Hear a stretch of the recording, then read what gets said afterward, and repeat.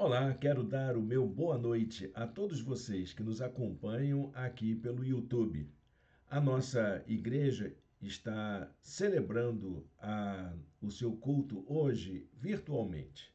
Então eu quero aqui compartilhar com você a meditação que nós utilizaremos em nossas reuniões, em nossas casas, em nossa devoção pessoal, onde você estiver, o que você estiver fazendo, que Deus fale ao seu coração através da transmissão desta mensagem. Para mim é um prazer muito grande poder estar aqui com você, podendo meditar na palavra de Deus. Nós estamos seguindo uma série que tem muito a ver com a espiritualidade, inspirada na experiência mística de Teresa de Ávila, uma doutora da igreja e que exerceu grande influência na Espanha, na Península Ibérica, no século XVI.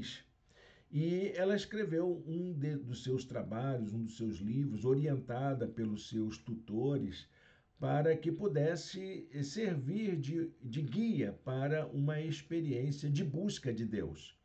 O livro chama-se Castelo Interior, ou Moradas, como também ele é conhecido. Por isso, o tema da nossa série de mensagens neste mês, nestes dias, é exatamente o título que é atribuído ao trabalho realizado por Teresa de Ávila. Nós não seguiremos pelas pautas da Teresa de Ávila, seguiremos pelas escrituras, porque é a partir da Bíblia que nós orientamos a nossa experiência de fé. Mas é importante a gente entender que nesse trabalho feito sobre espiritualidade e experiência de Deus, tem alguns aspectos muito importantes que nós precisamos levar em consideração. Nós começamos na semana passada falando sobre a questão da busca interior, da descoberta de si, de como é importante você descobrir a si mesmo e fazer essa experiência de Deus a partir de sua descoberta de si, a partir desse mergulho interior que todos nós podemos fazer, que todos nós podemos experimentar. Mas hoje eu queria avançar nessa reflexão e dizer que, além da busca de uma experiência interior, além da gente fazer essa descoberta de si, é preciso também fazer algumas outras coisas. Então, na continuidade desta série de mensagens, vamos falar sobre o que é possível ser feito quando a gente descobre quem a gente é. Porque quando a gente descobre que a gente percebe que nós temos uma beleza interior, mas nós vivemos uma realidade conflituosa. Vivemos sob tensão, vivemos sob a pressão do mundo, da maldade, do pecado, das coisas que tentam desviar a nossa atenção da vontade de Deus. Você já percebeu isso em sua vida? Você já notou o quanto você enfrenta de situações, de pressões, de sugestões, de influência que tentam desviar o foco principal da nossa vida, que é fazer a vontade de Deus? E hoje, então, vamos dar continuidade a essa série, pensando em como fazer a nossa experiência de Deus enfrentando essas influências, enfrentando essas situações que tentam nos afastar da vontade de Deus. Hoje a nossa série vai falar sobre o tema da santidade, a busca dessa experiência mais profunda de Deus, que é a experiência de colocar a vida inteira a serviço do Senhor. Eu preparei a nossa apresentação, eu vou colocar aqui para a gente poder ler a palavra de Deus juntos e juntas aqui na nossa transmissão. O tema da série, então, é Moradas, Caminhos para a Experiência de Deus. E nessa oportunidade, nós iremos refletir sobre um chamado à santidade que a Escritura nos dá, que a palavra de Deus nos interpela para que nós possamos viver de uma maneira santa no mundo. A palavra santo é uma palavra muito importante na experiência de espiritualidade, na nossa experiência de Deus, porque a palavra santo quer dizer separado, consagrado, dedicado exclusivamente para um propósito. E o Senhor nos chama para isso, para que nós possamos fazer uma escolha, a escolha de vivermos consagrados a Deus, dedicados ao Senhor, separados para a sua vontade, porque é isso que ele é. A Bíblia diz que Deus é um Deus santo porque ele é dedicado ao seu propósito, à sua causa. Ele está empenhado em colocar em prática todos os seus desígnios para a nossa vida pessoal e para o mundo em que vivemos.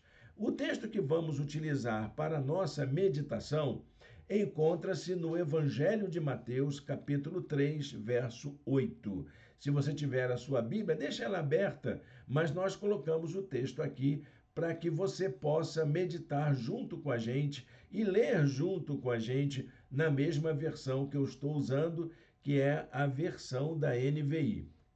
Diz a palavra de Deus assim: deem fruto que mostre o arrependimento. Deem fruto que mostre o arrependimento. Essa é a palavra que nós vamos nos inspirar para poder meditar naquilo que Deus quer fazer na nossa vida.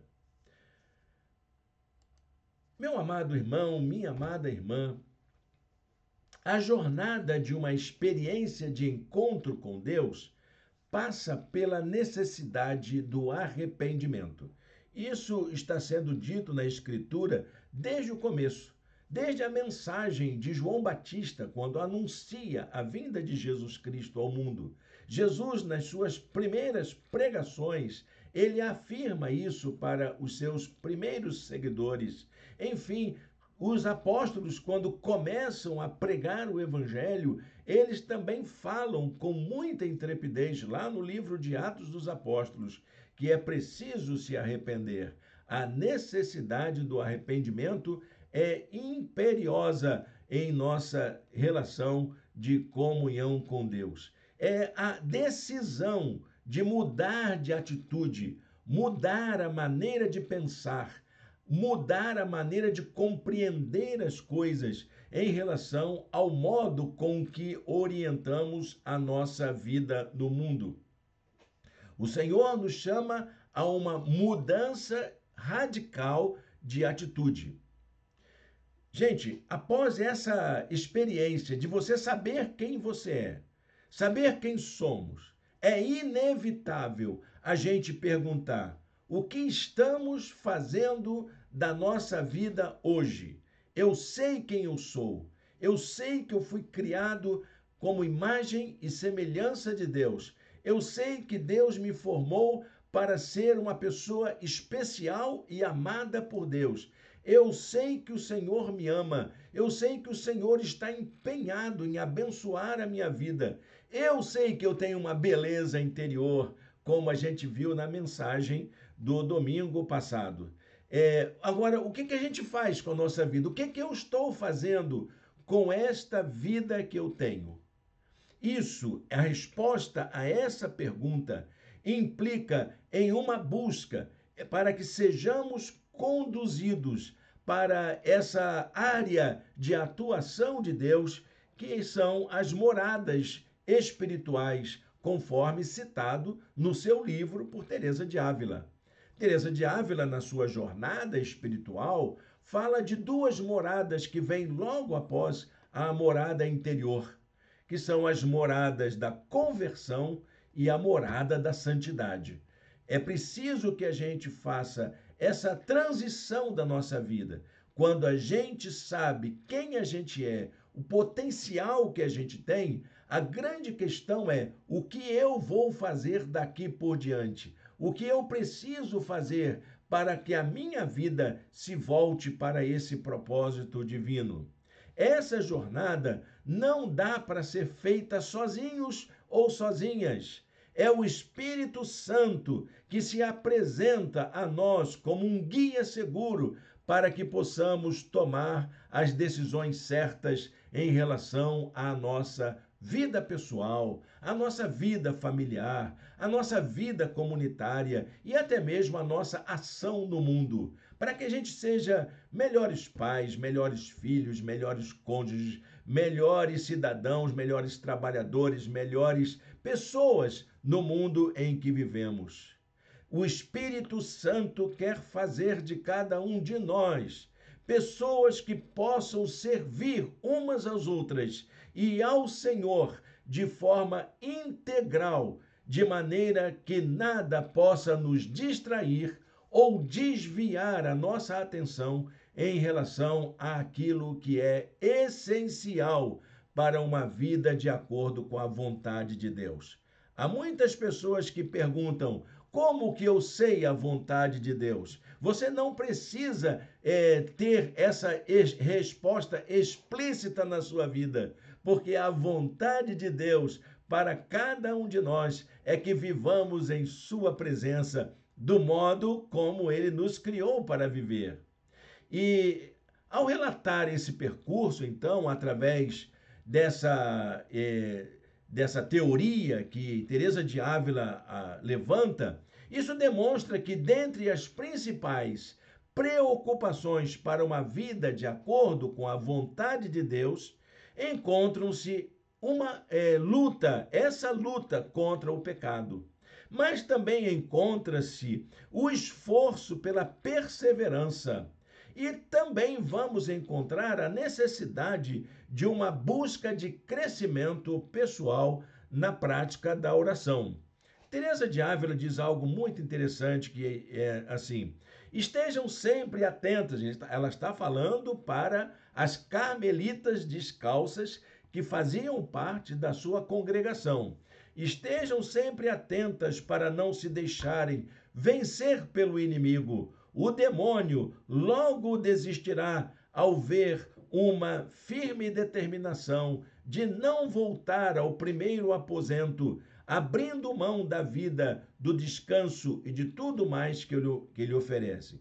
Sejam homens, ela diz para as mulheres, sejam valorosas, sejam decididas como guerreiros em combate, tenham coragem e pelejem contra todos os demônios. Não há melhores armas do que as da cruz. Teresa de Ávila era muito impetuosa, não é mesmo? Você sabe que quando você toma a decisão de viver segundo a vontade de Deus, você vai encontrar inimigos, vai encontrar obstáculos, porque isso não está de acordo com as intenções da maldade, com as ações do diabo na nossa vida. O diabo vai tentar demover você usando todas as estratégias para que você não execute a vontade de Deus de se tornar uma pessoa que viva segundo a vontade dele.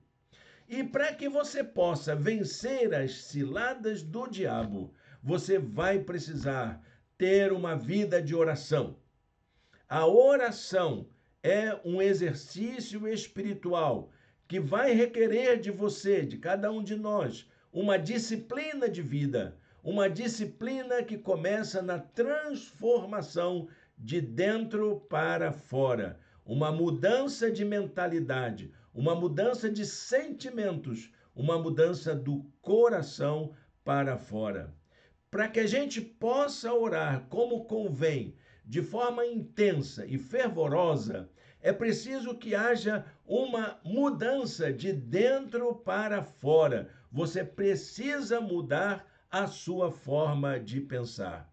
É preciso fazer uma conversão genuína de toda a nossa vida. Olha, meu querido, minha querida, quando a gente fala de conversão, nós não estamos falando de um pecador para se tornar um religioso. A conversão não é isso. É claro que começa por aí, quando você toma uma decisão inicial para seguir Jesus. Mas a vida inteira precisa dar continuidade a esse processo de transformação que a conversão inicial desencadeia. Senão, a gente torna-se estagnado, a gente volta para aquele mundo anterior que nós vivíamos, para aquele jeito anterior de viver. Como disse Jesus, é o cão que volta para o seu vômito, é a casa vazia que volta a ser habitada por 7 demônios mais poderosos do que os anteriores. A conversão precisa de uma continuidade. Eu diria mais que a conversão envolve o estabelecimento de um processo de crescimento pessoal que vai acontecer de conversão em conversão, de mudança em mudança, de transformação em transformação. Então, dito desse modo, pensando dessa maneira, a conversão não é apenas uma mudança de rumo, ela é algo muito maior. Ela não é apenas uma guinada na vida, mas uma transformação do nosso modo de ser. A palavra usada no Novo Testamento para conversão é metanoia. Metanoia é uma palavra grega que significa mudança de mente. É isso que quer dizer a conversão, é você mudar a sua maneira de pensar. Isso implica uma mudança na nossa maneira de ver o mundo, de compreender a realidade e até de pensar a respeito dos valores da vida, daquilo que mais nos importa, daquilo que nos satisfaz, daquilo que atende aos nossos desejos mais profundos. Ninguém, meus amados irmãos e irmãs, consegue passar por esse processo de transformação sozinho. Essas mudanças, elas precisam de um guia, de algo que nos oriente. Precisamos desse auxílio do alto.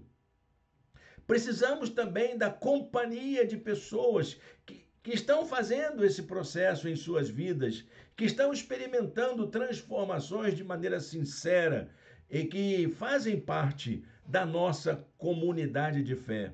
Muitas vezes, o percurso em busca de uma conversão genuína é uma experiência que vai ter que ser feita solitariamente, dependendo apenas daquilo que você ouve da voz do Espírito no seu coração.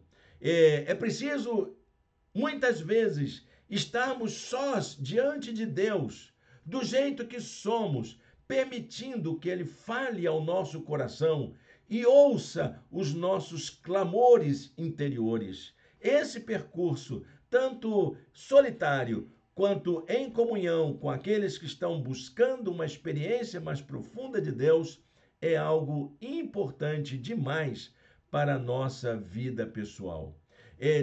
Dessa maneira, tanto a solidão quanto a vida comunitária, elas acabam interagindo, tomando parte, fazendo parte do nosso processo de mudança interior.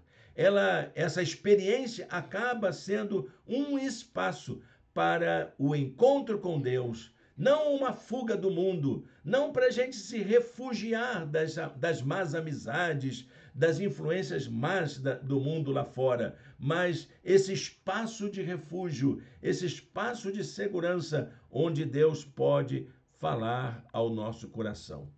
Bom, gente, eu queria apresentar aqui algumas orientações práticas que eu encontro na Bíblia para que a gente possa fazer essa experiência de busca de santidade, de aprofundamento de nossa experiência de Deus, em que esse processo de mudança tenha continuidade na nossa vida. Eu quero falar, então, destas marcas de uma experiência de transformação em direção a uma vida de santidade de acordo com a vontade de Deus. Anote aí, se você quiser. Depois você pode observar aí como essa mensagem ficará gravada. Você pode observar em outras ocasiões, pode rever aí esses princípios que eu quero que você assimile para você colocar em prática em sua vida e tornar-se uma pessoa segundo o coração de Deus. Como a palavra de Deus fala de Davi. Davi era um homem segundo o coração de Deus? Sim, com certeza. E se ele era, com o jeito que ele era, você também pode ser, eu também posso ser. Eu posso fazer essa busca, eu posso fazer essa jornada e eu quero convidar você a experimentar isso. A primeira marca é a marca da renúncia ao que nos afasta de Deus. O que é que está afastando você de Deus hoje? Amizades, atividades recreativas, ou então leituras, ou então atividades profissionais, vícios, hábitos que você adquiriu ao longo da vida. O que é que está afastando você de Deus? O que é que está incomodando a sua vida? É a partir da experiência de oração que nós vamos encontrar uma resposta. Olha, meu amado irmão, minha amada irmã, a experiência de oração possui um mistério. O mistério está exatamente no fato de que quando nos aproximamos de Deus em oração, percebemos o quanto precisamos fazer ajustes em nossa vida para agradá-lo. Se você ainda não percebeu isso, provavelmente você esteja orando muito pouco, porque cada vez que nos encontramos na presença de Deus, Deus fala ao nosso coração, Deus nos incomoda, ele nos inquieta para que a gente faça ajustes na nossa vida. E à medida que a gente transforma a oração num hábito, a gente vai ouvir Deus falando permanentemente para que a gente faça esses ajustes constantemente na nossa vida. Teresa de Ávila falava das moradas da conversão. Ela ressaltou que o momento em que a alma começa a abandonar o pecado habitual é o momento em que Deus está falando ao seu coração mais profundamente. É aquela hora que a gente abandona os nossos maus costumes, os nossos vícios, as nossas paixões desenfreadas para poder nos dedicarmos mais à vontade de Deus. Ela diz assim: quem mais perfeitamente fizer isso, essa oração, mais graças receberá do Senhor e mais adiantada estará nesse caminho. Nisso consiste todo o nosso bem. Olha, meu querido, minha querida, andar com Deus implica abrir mão daquilo que nos prende a uma vida distante dele. Você precisa abrir mão disso. Romanos capítulo 12, verso 2, lembra exatamente isso. Não se amoldem ao padrão deste mundo, mas transformem-se pela renovação da sua mente, para que sejam capazes de experimentar qual seja a boa, agradável e perfeita vontade de Deus para a sua vida. É assim que a gente se aproxima de Deus, abandonando esses padrões que a gente vai se amoldando, essa forma de ser de alguém que vive distante de Deus. Eu quero fazer aqui uma denúncia muito grave a respeito de muitos cristãos. Há muitas pessoas em nossas igrejas que vivem com nome de crente, com cara de crente, com jeito de crente, mas se comporta como uma pessoa que nunca teve uma experiência de Deus. Se você tiver uma experiência de encontro com Deus, muita coisa da sua vida vai começar a ser deixada de lado. A segunda marca é a marca de uma vida dedicada à oração. Porque se você faz a primeira decisão, se você faz a primeira experiência e verifica que algo está mudando em sua vida, você se sente impelida a continuar essa experiência. A prática da oração constante e dedicada é fundamental para a nossa vida. Mesmo naquelas situações em que parece até que as nossas orações não fazem sentido algum. Porque tem esse momento que parece que Deus não está nos ouvindo, parece que a gente não está sendo levado a sério nas nossas orações. São aquelas horas de vazio, de angústia, de medo que tomam conta da vida da gente. E diante dessas situações de vazio, naqueles momentos em que parece que estamos atravessando um grande deserto, é preciso perseverar em oração. São essas horas em que a oração se faz necessária. A própria Teresa de Ávila falava isso. Sem dúvida, a alma alcançará o que pretende se persistir em renunciar a tudo. Mesmo quando parece que tudo é feito em vão, nós nos sentiremos cada vez mais encorajados a seguir adiante. É preciso ter força, é preciso ter coragem para que a gente possa seguir adiante nas horas de angústia, nas horas de medo, quando a gente acha que tudo deu errado, é hora da gente perseverar em oração. Tiago, capítulo 4, verso 8, diz assim: aproximem-se de Deus e ele se aproximará de vocês. E eu diria mais, não se afastem de Deus. Não se afaste de Deus. Mesmo que você sinta que está num terreno totalmente inseguro, mesmo que você se sinta em meio a um vazio, ou, como disse agora há pouco, mesmo que você se sinta atravessando um deserto, não se afaste de Deus. Continue a buscá-lo. Persevere em oração, porque Deus está te ouvindo. Ele não te abandona, ele não te deixa sozinho. Mas há uma terceira marca que eu queria compartilhar com você. É a marca da humildade, a marca da sinceridade. Essas marcas, elas são muito importantes numa vida de oração. A vida de oração é, sem dúvida, um exercício de humildade.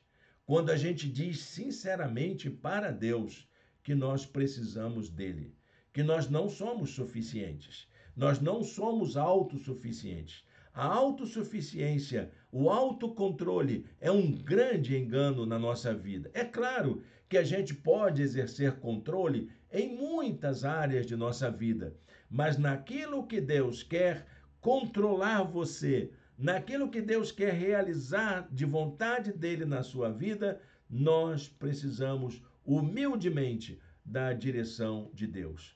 O maior perigo que podemos enfrentar em nossa experiência de oração é alimentarmos um orgulho espiritual, achar que é a nossa oração que está resolvendo tudo.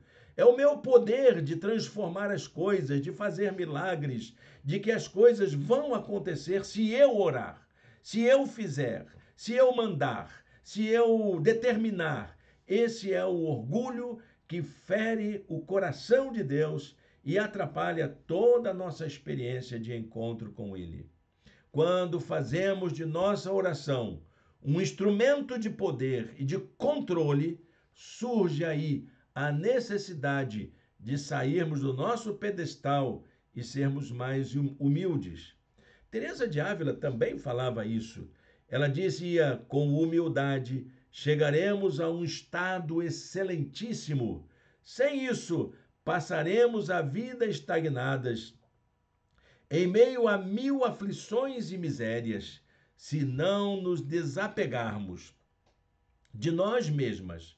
Nosso caminhar torna-se muito pesado e sofrido, porque vamos oprimidas pelo fardo de nossa miséria humana. Por isso, é isso que nós somos. Nós somos pessoas carentes da graça. Não somos suficientes. O Todo-Poderoso é Deus. Quem tem poder é o Senhor. Ele pode até me revestir de certa unção, mas quem realiza o milagre, quem age conforme o seu mistério, é somente Deus. Jesus orientou por causa disso.